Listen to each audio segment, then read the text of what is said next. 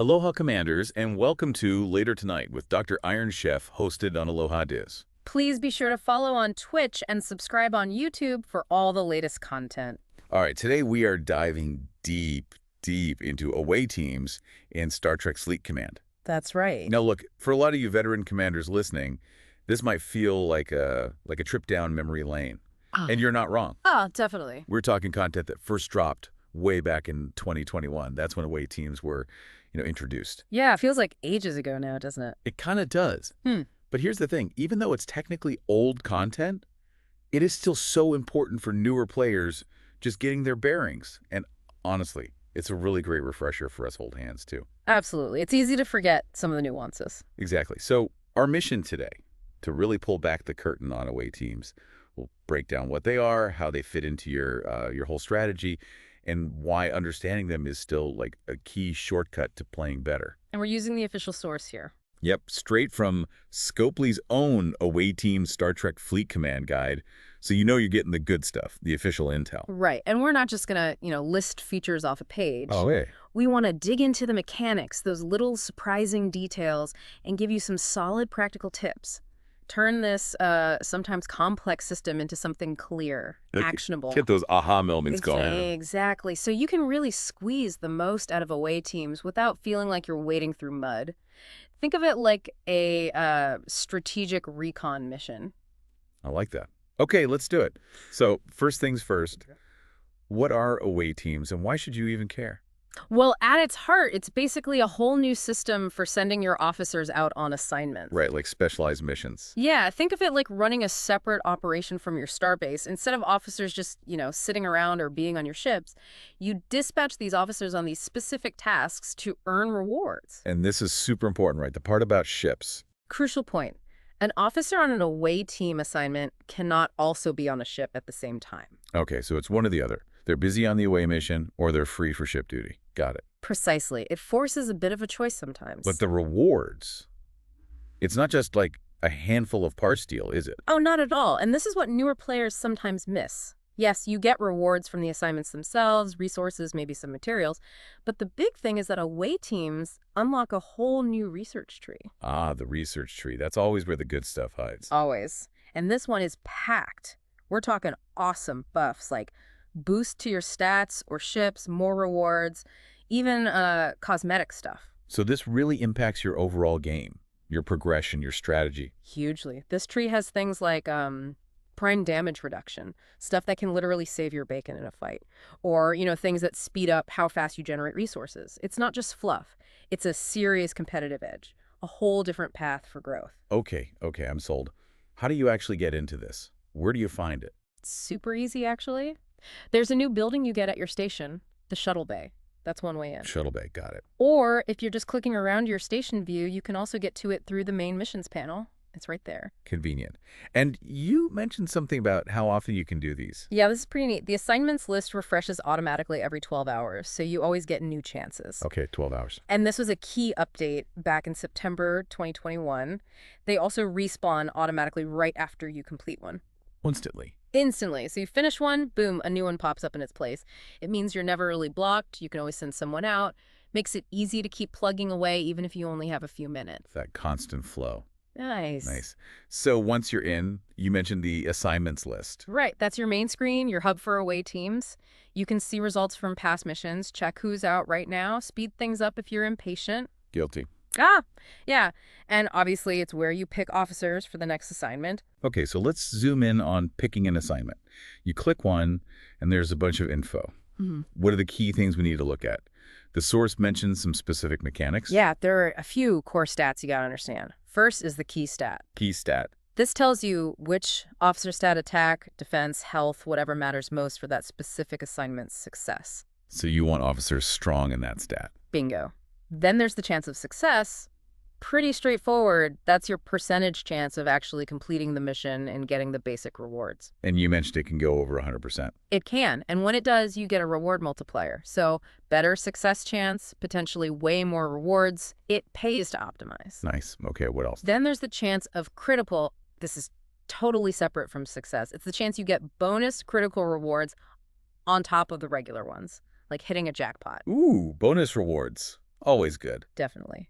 And finally, you get a report at the end, which just summarizes how it all went down. Success, critical rewards, all that. Gotcha. So then you go to the start assignment screen. This is where you actually pick your team. Yep. This is where you drag and drop your officers onto the assignment slots. And right there, it'll update and show you the calculated chance of success and chance of critical based on who you picked. And you mentioned something about a team leader. Ah, yes. Crucial detail, especially when you're starting out. You must assign at least one officer as the team leader to launch the assignment. Can't just send one person out alone. No solo heroes here. Not for away teams. Nope. Needs a leader. Okay. And you also mentioned refreshing the list if you don't want to wait 12 hours. Right. You're not totally stuck on that timer. The game has assignment refresh tokens. Tokens, okay. You can use one of these anytime. Boom. Instantly get a whole new set of assignments to choose from. Where do you get those tokens? Are they hard to find? Thankfully, no. They pop up in various places, daily goals, events, sometimes bundles. The game gives you ways to earn them, so you have some control over refreshing. Good to know. All right, so that covers the basics, the assignments, the stats. But you said the real depth comes from officer traits, right? For boosting that critical chance. Exactly. This is where strategy really comes in. It's not just about raw officer level or stats for criticals. It's about having the right traits for the job.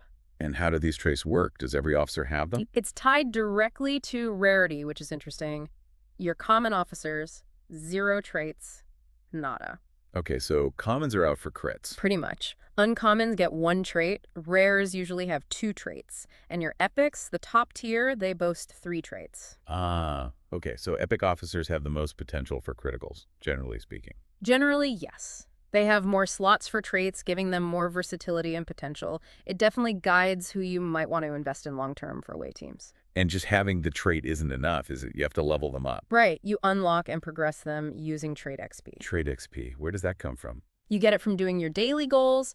You get some from completing away team assignments themselves. And yeah, sometimes you can find it in bundles. And the progression is linear, you said. Very linear. This is key. You have to completely max out an officer's tier 1 trait before you can even start putting XP into their tier 2 trait. And same for tier 3. Wow, okay. So you can't just sprinkle XP around. Nope. Gotta focus. Tier 1 traits max at level 3. Tier 2 traits go up to level 4. And Tier 3 traits, the epic ones, they go all the way to level 9. Level 9, that's a serious investment. It is. It takes time and resources. So you really want to think about which officers and which traits are worth that long-term investment. Makes sense. So how do these leveled up traits actually affect the assignments? Okay, so when you look at an assignment, especially level 15 and up, it will often list specific critical traits it's looking for. Maybe diplomat or engineer or tactical. Right. Any officer can technically go in a slot, but only officers who have one of those matching traits will contribute to the chance of critical. And higher level traits contribute more. Exactly. The level matters. Now, assignments can have anywhere from 1 to 4 associated traits they're looking for, and each assignment also has its own maximum possible chance of crit. Could be 30%, could be 100%. So some missions are just built for higher crit chances than others. Precisely. You can target specific assignments if you have the right officers with the right traits leveled up. Okay, now, the source mentioned something about visual cues. Little dots on the officer cards. Yeah, this is super helpful but easy to miss. On the officer's little portrait card, when you're assigning them, look at the top right corner. There's a small 2x2 grid. Okay. Those dots correspond to the critical traits needed for that specific assignment slot. If a dot is blue, it means your officer has that trait, it's unlocked, and it's actively boosting your crit chance. Blue means good. Got it. Blue means it's working for you right now, but if a dot is white, Okay. it means the officer has the right trait, but it's still locked. You haven't put any trait XP into it yet, so it's not contributing to your crit chance until you unlock it. So white means potential, but not active. That's a really useful visual shorthand. Lets you see instantly who's helping and who could help if you invested. Exactly. It helps you prioritize where to spend that precious trait XP. Now, here's a big one. What if multiple officers have the same critical trait? Do they add up? Like 2 level 3 diplomats. Great question, and the answer is a definite no. This trips up so many players. Really? They don't stack? They do not stack. If an assignment needs the diplomat trait, and you put in one officer with diplomat level 3 and another with diplomat level 6, the game only uses the highest level one. So it only counts the level 6 diplomat for the crit calculation. Correct. The level 3 contributes nothing extra in that case. It's only the single highest level instance of each required trait that matters. Wow. Okay, that completely changes how you build a team. You don't want redundant traits unless one is much higher level. Precisely. You want the best available officer for each required trait, not just multiples. Quality over quantity for traits. That is a crucial piece of intel. Okay, so mastering traits is key. What about expanding the whole operation? Getting more assignments going at once? Yes, you can definitely do that. There are additional assignment slots you can unlock. More slots, more rewards. How do you get them? Through research, naturally. There are 3 specific research nodes in the away team's tree they unlock at ops levels 15, 25, and 39. Each one grants you an extra assignment slot. Levels 15, 25, 39. Got it. And are these slots just regular slots? Here's the cool part. These extra slots you unlock aren't just random assignments. They are populated specifically by trait-specific assignments. Oh, so they're designed to use the traits you've been leveling. Exactly. And even better, these trait-specific assignments have a higher chance of rewarding you with away team's credits. Away team's credits. Yeah. The currency for the store. That's the one. So you invest in traits, unlock these special slots via research, get assignments tailored to your leveled traits, and earn more of the store currency. It's a really nice loop. A rewarding loop. Which brings us neatly to the away team store. What's in there? Why grind for those credits? This is where it all pays off, right? You spend those away team's credits on things like special bundles, maybe officer shards, resources. But the big prizes are often faction ship blueprints. Ooh, ship blueprints are huge. Huge. And you can also buy faction reputation directly, which, unlocks better daily rewards, access to faction stores. It all ties back into your main game progression. So the effort in away teams directly fuels your power in other areas. Very clear connection. Very clear. It's definitely worth engaging with the system for those store rewards alone. Okay, let's talk resources for a sec. The source listed a bunch of specific items tied to away teams. Can we quickly break those down? Sure. Let's run through the main ones. First, away team particles. These are special, used for unlocking the prime nodes in the research tree, the really powerful ones. You usually get these from prime packs in the store. Okay, particles for primes. Got it. Then, service awards. These are your basic currency for unlocking regular research nodes in the away team tree. You get these from doing assignments. Standard research fuel. Right. Then merits of honor. Also for research, but these come from the harder, epic away team assignments. Higher tier research needs these. Makes sense. What about starting the harder assignments? You need charts for those. Rare star charts let you start rare assignments. You mostly get these from completing common and uncommon assignments. Earn your way up. Yep.